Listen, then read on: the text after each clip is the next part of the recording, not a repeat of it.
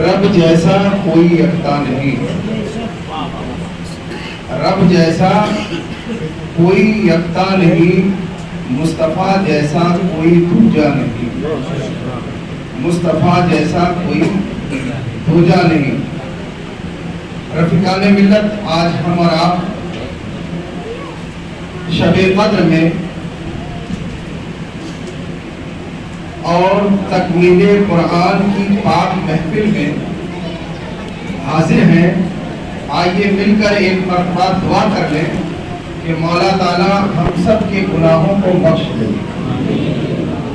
اور ہمارے مرحومین کی مغفرت فرما کر درجات بلند فرما۔ آپ حضرات آج اس مسجد میں حاضر ہیں۔ اس مسجد میں ایک شاندار مسکراتی ہوئی زندگی ہی دیکھی ہے آپ نے، جس مسکراتی زندگی کے اندر جلال رضوی بھی تھا اور تیور حشمتی بھی۔ ان کی تربیت اور ان کے جذبات، ان کی تعلیمات، ان کے معمولات اور ان کے چال اور ڈھال کو آپ حضرات نے بڑی ہی محبت اور عقیدت کے ساتھ دیکھا ہے۔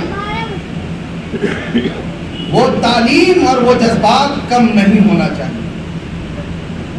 وہ جذبات آج بھی ان کی روحانیت، میرا وجدان کہتا ہے، یہی موجود ہے۔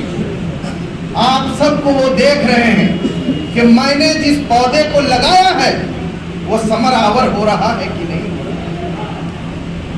جس راہ پر میں نے اپنے لوگوں کو، چاہنے والوں کو چھوڑا ہے، اس راہ پر وہ چل رہے ہیں کہ نہیں چل رہے ہیں۔ آج بڑا ہی پرفتن ماحول ہے، ہر طرف فتنے ہی فتنے ہیں۔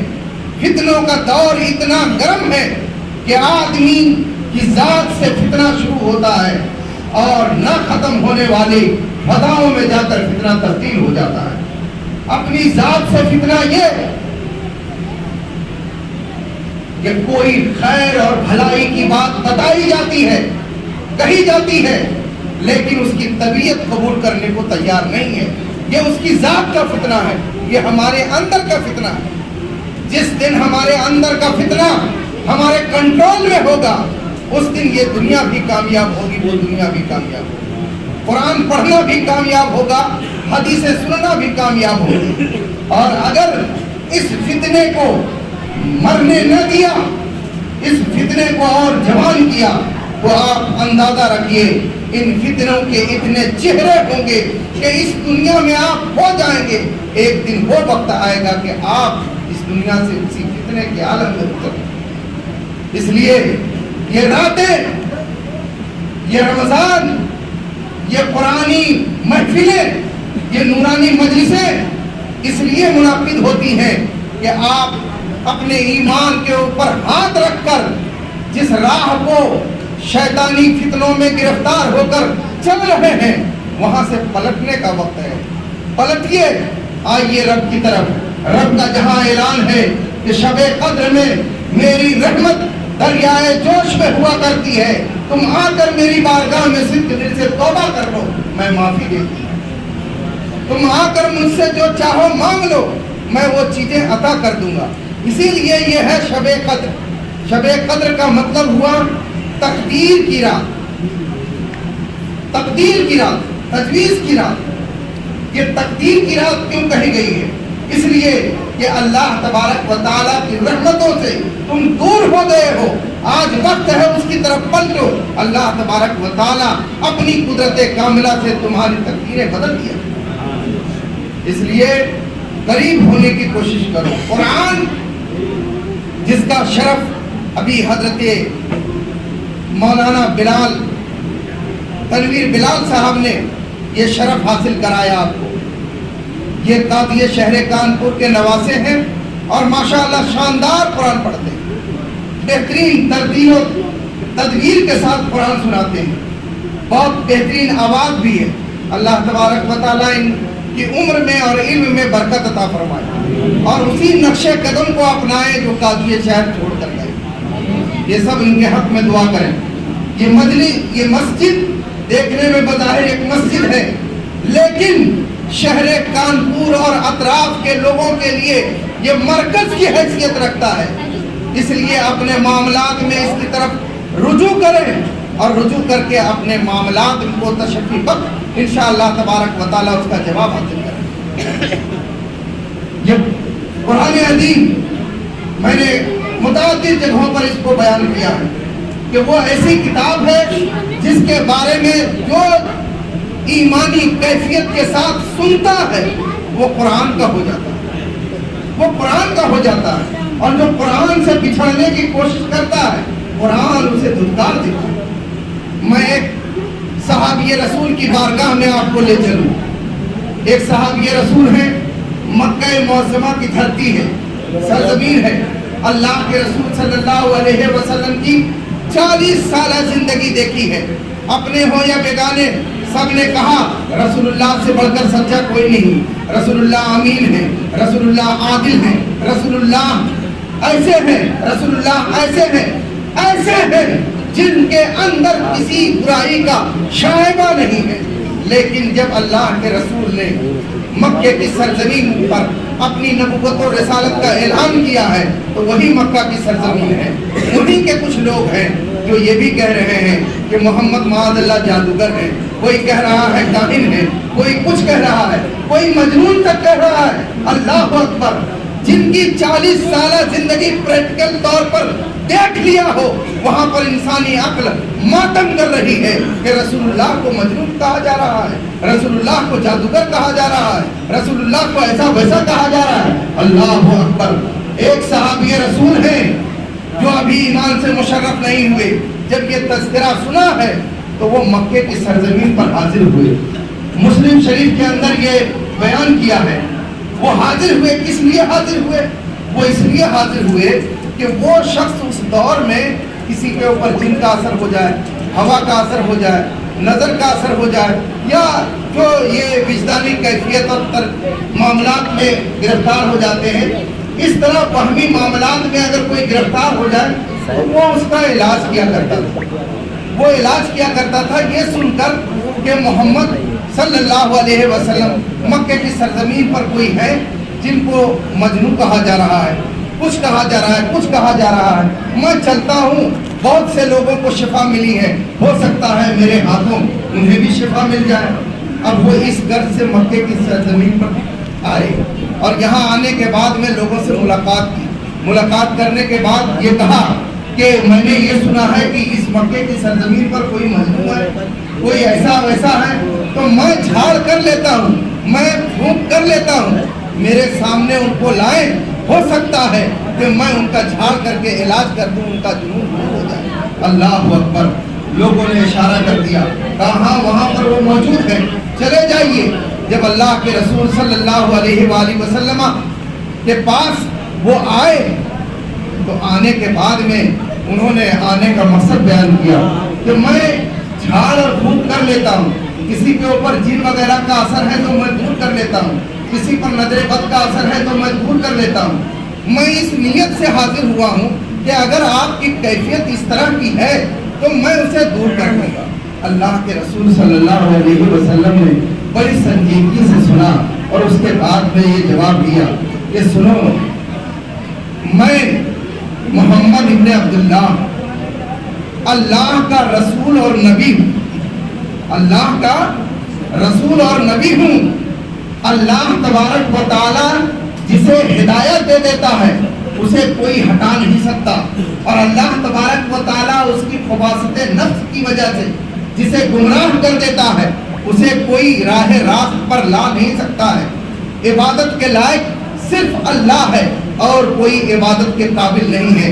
अल्लाह के रसूल सल्लल्लाहु अलैहि वसल्लम ने कुरान की आयत की तिलावत फरमाई है।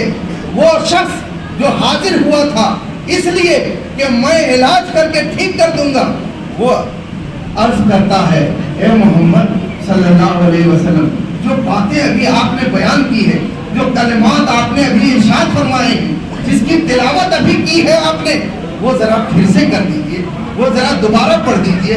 अल्लाह के रसूल सल्लल्लाहु अलैहि वसल्लम ने वो कलिमात दोबारा पढ़े, वो चीजें दोबारा बताई।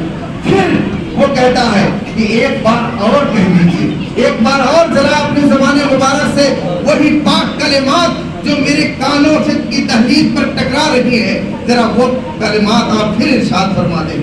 اللہ کے رسول صلی اللہ علیہ وسلم نے دوبارہ پھر وہی باتیں بتائی۔ اس کے بعد اس شخص کی دل کی کیفیت بدل جاتی ہے، دل کی دنیا بدل جاتی ہے، اور کہتے ہیں اے محمد صلی اللہ علیہ وسلم آپ اپنا ہاتھ بڑھائیے اور مجھے آغوش اسلام میں داخل کرو۔ چنانچہ اللہ کے رسول صلی اللہ علیہ وسلم نے اسے ایمان میں داخل فرمایا اور کلمہ پڑھایا، لا الہ الا اللہ محمد رسول اللہ صلی اللہ علیہ وسلم۔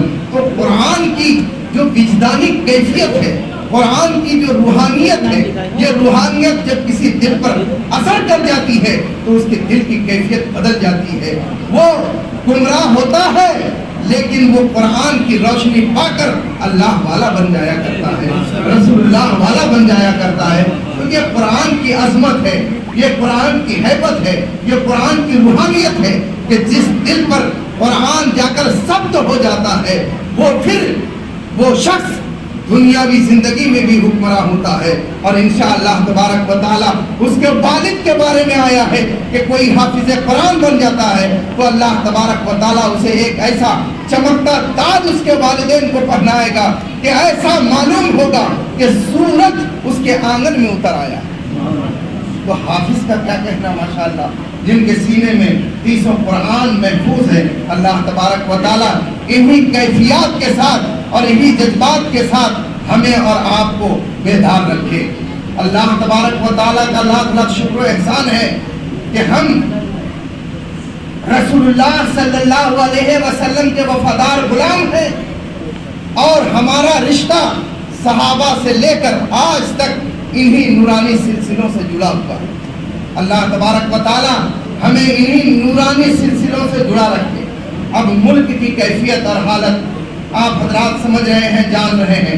ابتدائی روزے میں یہ یہاں کے پرشاسن اور الہیوں وغیرہ کا فون میرے پاس بھی آیا، میں بقرض علاج بمبئی موجود تھا۔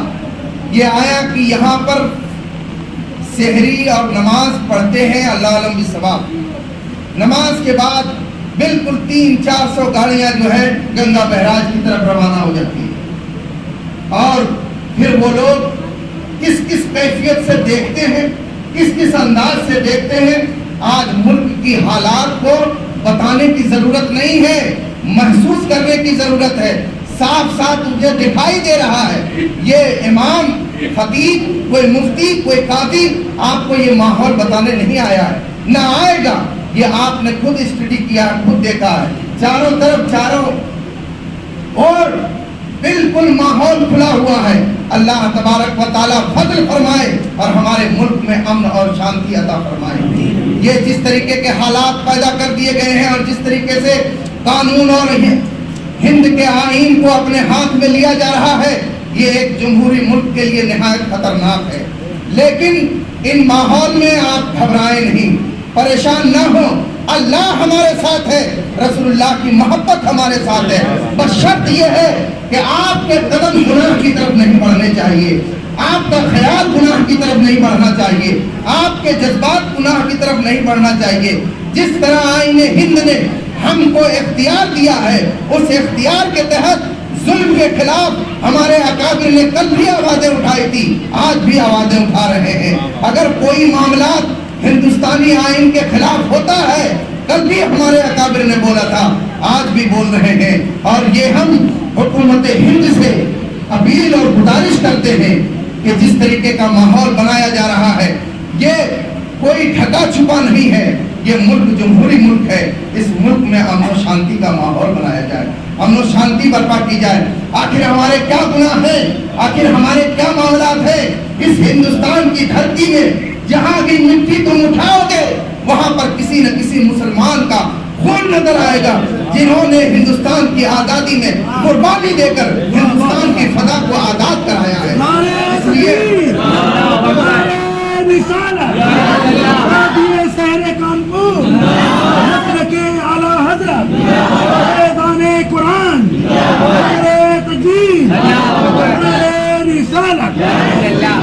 اس لیے بڑا इंतहाई कश्मकश का माहौल है। बहुत ही पहले से लेकर, पहले की बात छोड़िए, आजादी हिंद के बाद कभी भी न जुमे की नमाज पर न ईद की नमाज पर कोई पाबंदी कि एक मस्जिद में 4-4, 5-5 बार ईद की नमाज पढ़ ली जाए, बकरीद की नमाज पढ़ ली जाए। यहाँ पर तो एक इमाम का खर्चा उठाना इस महंगाई के माहौल में लोगों के ऊपर शाख गुजरता है। ईद के लिए 4-4 इमाम कहाँ से पैदा करेंगे? ईद के लिए, बकरीद के लिए, जुमा के लिए 20 इमाम कहाँ से पैदा करेंगे? हुकूमत हिंद को चाहिए कि अगर फाउंडेशन किया जा रहा है तो हम फाउंडेशन मानने के लिए तैयार हैं, लेकिन हमें नमाज अदा करने के लिए कोई जगह तो बताएं, कोई जगह तो बताएं। ये सिर्फ 10 मिनट का वक्त लगता है हमारी नमाजों में, सिर्फ 10 मिनट का। ये 10 मिनट का माहौल ठीक है जहाँ मस्जिदें आम गुजरगाहों में हैं, जहाँ मस्जिदें ऐसी जगह पर हैं कि बिरादरे वतन भी वहाँ पर रहते हैं, वहाँ पर तो ये बात समझ में आती है कि वहाँ चलिए पाबंद कर लें।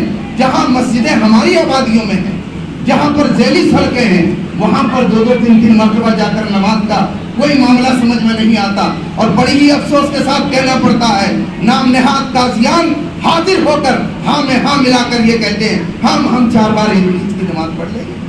अरे 4 इमाम कहाँ से लाएंगे? एक ही इमाम 4-4 बार नमाज पढ़ाकर ईद की नमाज भी खराब कर दिया जाए, ईद का माहौल भी खराब कर दिया जाए। ये ईद साल की ईद है और सिर्फ 10 मिनट लगते हैं हमारे नमाज में। हम हुकूमत से ये अपील और गुजारिश करते हैं अपनी आवाज़ के जरिए, और अपनी बात को हमने पहुंचाया भी है, और जो भी मुअस्सिर जरिए होंगे हम पहुंचाएंगे कि हमें हमारे त्यौहार को शांति पूर्वक और अमन और शांति के साथ, जिस तरह से आज़ादी हिंद के बाद हम अपनी नमाजें और अपनी इबादत करते हुए आए हैं, हमें उसी तौर पर करने दिया जाए, हमें उसी माहौल में करने दिया जाए। हम किसी को सताते नहीं हैं, हम किसी को परेशान नहीं करते हैं। हम पाकीज़ा लिबास पहनते हैं, पाकीज़ा ख्याल समाते हैं, अल्लाह के हुजूर हाजिर होते हैं, तस्बीह व तहलील करते हुए जाते हैं, और तस्बीह व तहलील करते हुए अमन व सौगात और मुसाफा और गले मिलकर एक अमन और शांति का पैगाम देते हुए अपने घर को वापस आते हैं।